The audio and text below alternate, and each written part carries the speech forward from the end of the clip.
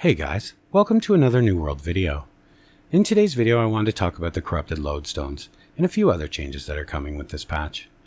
Over the course of the July PTR I have been receiving many messages asking if people should unload their lodestones now before the patch goes live, hold on to them, and what the hell will these be used for once the July patch goes live and these go into effect. So I thought I would answer that the best I can now in this short video. So let's get into it. So as everyone knows, currently on the live servers, corrupted lodestones are one of the primary ingredients in making expedition tuning orbs. But with the July PTR nearing its end and the July patch very soon coming to live, this will mean expedition tuning orbs, well, will no longer be a thing. They are of course removing them from the game with this update. So what does this mean exactly for your corrupt stones you get from portals?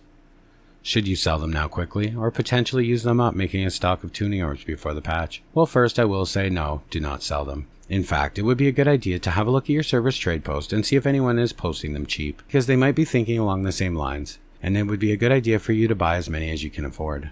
The reason for this is they haven't simply forgotten about these stones. In fact, they have added some recipes that are in my opinion way better of a use of them, and I am excited for it to be on the live servers. So if you head to your stonecutter table on the PTR now and have a look, you will find 4 new recipes, and it is for these that you will be wanting to have these lodestones.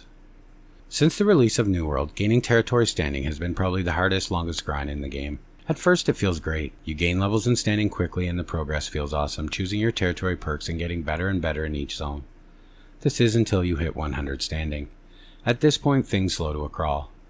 For me it was so much so that I soon just disregarded territory standing entirely and never gave it another thought. Even though, as we have tested on the PTR, having 300 standing comes with massive character benefits in terms of gather speed, storage space, tax and coin reductions. It is worth having. The problem has always been it's too difficult to get.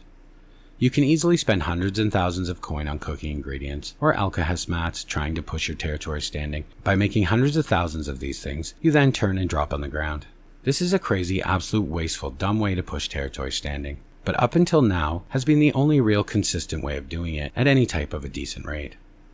Well, with this addition of the new recipes, this may all change. So once again, when you go to the stonecutter table in any territory, you will find, as I said, 4 new recipes. These are not for an item, however, they are for crates of territory standing contribution. These of course come in different tiers and amount of standing rewarded. Basic territory standing supplies, quality territory standing supplies, and superior territory standing supplies. At first this doesn't seem very exciting, but it really is quite good. They cost very little to craft and the rewards you receive for crafting them are not insignificant. For basic it will cost you 200 Azoth, 20 corrupted fragments, 40 stone bricks, and 20 timber, and you will be rewarded with 560 territory standing. For regular it will require 200 Azoth once again, 10 corrupted shards, 20 lodestone bricks, and 20 lumber, and will reward you with 1000 standing. At quality, things really start to ramp up. To craft this it will require 20 Azoth, 3 corrupted crystals, 6 obsidian void stones, and 20 wordwood planks, but will reward you with 2436 territory standing. And finally the superior crates.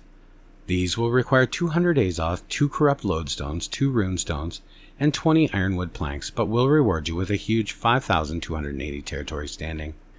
These do, however, have a cooldown which is game-wide. You can't craft them in, say, Everfall, then go and craft them in Windsward expecting separate cooldowns. However, as I just mentioned, that's how they work. The territory in which you create the crate is in fact the territory the standing will be applied. There is no actual item to turn in or anything like that. It's simply a craft for standing thing. So be careful that where you are crafting them is in fact where you want to push standing. So for the cooldown, you can craft 8 of each tier per 168 hours, so 8 of each per week roughly. It is 8 per week though of each tier, just so I'm clear, for a total of 74,208 potential craftable territory standing points per week. To put this in perspective, that is 3 complete territory levels at 100 plus in 1 week just for crafting these, which is huge if you have ever tried actually pushing territory standing post 100. This is a massive change that I can honestly say I love. Things like this is what I feel like New World is missing. Being able to slowly over time grind out things like territory standing in a realistic, non-coin crippling, wasteful way. It just feels a lot better and makes you actually want to do it because you can see the progress. Not at a speed that makes it too easy, but at a reasonable rate that at least makes you feel like you're progressing. So to answer your question, no, the corrupt stones will not be useless post-patch. And you should not be trying to get rid of them. Many people will be wanting to craft these weekly, which I feel will actually greatly increase the value of them over time. Next, I wanted to briefly talk about something I haven't seen covered much, which is the changes to salvaging. And no, I don't mean in terms of perfect salvage, I've covered that system already. This is another small change to salvaging that I think is just as important and may affect the economy in a big way. Not only lowering the price significantly on the cooldown materials, but also allowing us to craft high-end gear more frequently.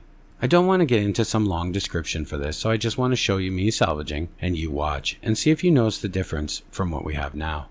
Then we will briefly talk about it after.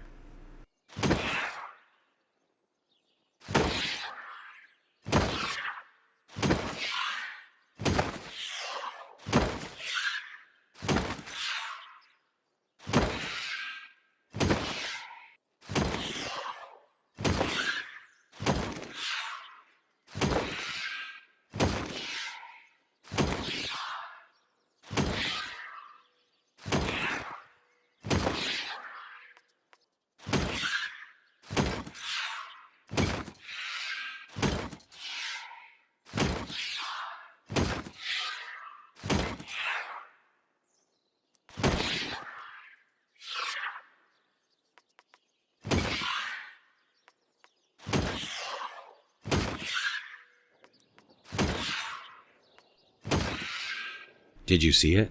Well, if you missed it, you now get a chance when salvaging to receive the rare materials back instead of just the infused leather or orichalcum ingots, like we get now. So what does this mean? Well, it's amazing. You can now get more potential craft rolls for your materials. They aren't simply just gone now like before. This is a great change, dumping weeks worth of materials in a few crafts only to roll garbage. We don't want then salvaging a small stack of regular materials for our efforts has always felt terrible. I have to say again, it's these little minor changes and tweaks that honestly over time are just making this game feel better. I know I keep saying that, but it's true. I just hope they keep taking the game in this direction and keep improving things without any major screw-ups. I mean, at least till Brimstone stands. When I am sure we can all agree that we will have a couple months of a shit show. But till then, I'm loving these changes. What do you guys think? Do you think these are good changes, or do you think this might hurt the economy too much, making the cooldown materials go further than they did before? Let me know in the comments. And as always, guys, thanks for watching, and I will see you in the next one.